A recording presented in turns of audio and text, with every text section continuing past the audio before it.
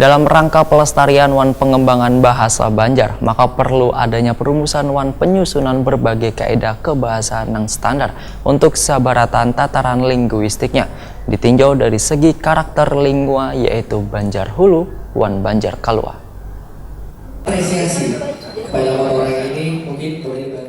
Bahasa Banjar sebagai medium penulisan sastra Banjar mempunyai dua pokok permasalahan, yaitu istilah sastra Banjar yang digunakan mengacu pada karya-karya sastra Banjar modern dengan beragam genre baik puisi, cerpen, novel, wan drama. Ketika berbicara tentang tradisi penulisan sastra Banjar modern, maka perlu menelusuri latar sosiokultural wan sosiolinguistis penutur bahasa Banjar dewasa ini agar lebih mudah mengidentifikasikan problematika kebahasaan yang ada dalam karya-karya sastra. Demikian dipadahkan Jamal T. Suryanata, yang menjadi narasumber di Kongres Budaya Banjar yang digelar Dinas Kebudayaan wan Pariwisata Banjarmasin di Hotel Best Western Jalan Ayani Pal 4,5 Banjarmasin Timur, jelang tengah kamarian Jumat 6 Desember 2019. Menurut Jamal T. Suryanata, dalam rangka pelestarian wan pengembangan bahasa Banjar, maka perlu adanya perumusan wan penyusunan berbagai kaidah kebahasaan yang standar untuk sabaratan tataran linguistiknya. Namun yang paling penting untuk dilakukan wayah ini adalah penyusunan kamus wan pedoman ejaan bahasa Banjar yang lebih representatif. Pernah digarap di tahun 90-an, tahun 2000-an, itu sudah pernah digarap. Mungkin Prof. Rizali Hadi masih dulu ikut ya. Nah, salah satu anggota tim penyusun kurikulum bahasa Banjar, kurikulum muatan lokal Banjar, mungkin Pak Prof. Rizali Hadi, dan ada beberapa orang lagi yang terlibat di dalamnya. Waktu itu masih Kakak Wil, Dikbudnya Pak Ahmad Asnawi, kamu sih? Sementara itu narasumber Mukhlis Maman, ditakoni Prima TV memadahkan kalau ditinjau dari segi karakter lingua yaitu Banjar Hulu wan Banjar Bakula. Untuk fonologi, bahasa Banjar Hulu yaitu mengenal 3 huruf vokal yaitu A, I, U. Sedangkan Banjar Kuala terdapat 6 huruf vokal yaitu A, I, U, E, O, E.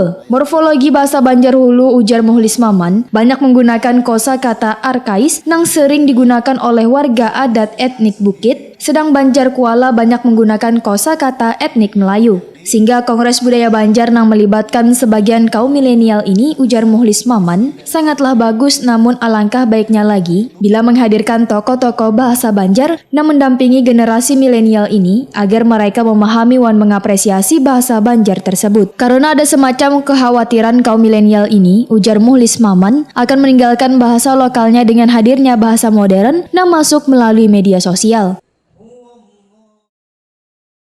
Perlu generasi milenial itu mengapresiasi sebenarnya bagaimana bahasa Banjar itu, karena diindikasi bahwa mereka itulah yang akan melanjutkan ketahanan dari bahasa Banjar.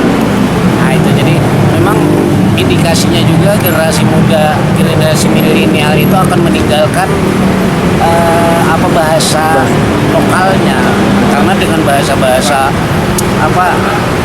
online, bahasa internet dan sebagainya itu kan sudah sangat mempengaruhi terhadap kehidupan mereka. Apalagi mereka HP di tangan itu tidak pernah ketinggalan, hanya pada mandi dan tidur aja yang melepas ke HP. Nah itu memang sangat percepatan untuk mempengaruhi generasi milenial, memang sangat istilahnya sangat riskan adanya, sehingga melibatkan generasi milenial ke dalam bentuk Kongres Budaya Banjar ini pikir adalah satu langkah yang baiklah.